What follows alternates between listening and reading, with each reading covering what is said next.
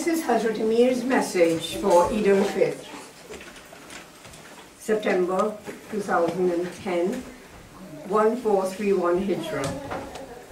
In the name of Allah, the Beneficent, the Merciful, surely we have revealed a reminder, and surely we are its guardian.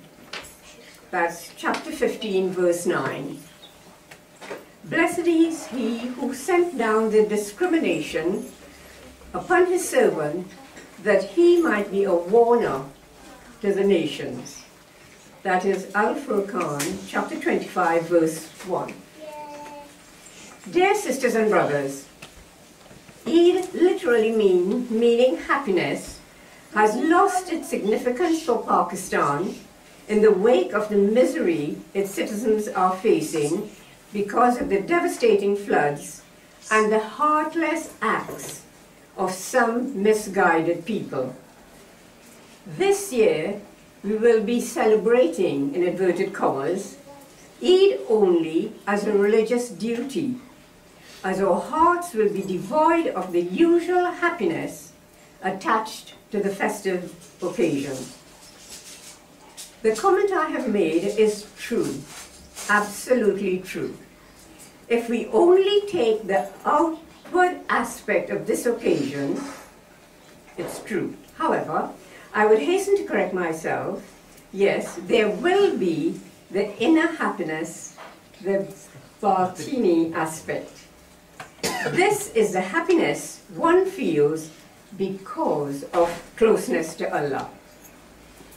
We have had the opportunity to foster a real closeness to Him by fasting and prayers during the blessed month of Ramadan, especially the last 10 nights. It was during one of these nights, Laylatul Qadr, or the Night of Majesty, that revelation of the Holy Quran commenced, and prophethood was granted to Hazrat Muhammad, may the peace and blessings of Allah be upon him. You can see that that takes in both what Dr. Mujahid said and what Dr. Zahid said as well. We may lose the apparent happiness from time to time, but the inner happiness, once achieved, is long-lasting. And this is the true Eid. This solace and bliss we strive for is not possible to achieve if we keep the queue for Quran only as an elevated symbol in our homes for bringing blessings and good fortune. Such happiness comes from comprehension of the verses of Al-Furqan, the discrimination, and living in their light. And remember that Nasir Sahib spent quite a lot of time during iftars for us to read, not only read, and comprehend. Mubarak didn't say anything. I pray that this Eid brings us the kind of happiness which our souls yearn for. If we succeed in achieving that, then we have found the spirit of Eid, which was the aim of our supplications during Ramadan. As ever, as we revere the Holy Quran and follow its teachings, we should also make an effort to remove all the misunderstandings about Islam that are being portrayed in the world, especially in the West. And I don't have to remind you about 9/11, etc. As the Quran has been revealed by Allah for all mankind, and its protection is assured by Him, as the verses above state, this message is not only for Ahmadis, who have the sole mission of spreading Islam through the teachings of the Quran. It is for all people who dwell in the global village.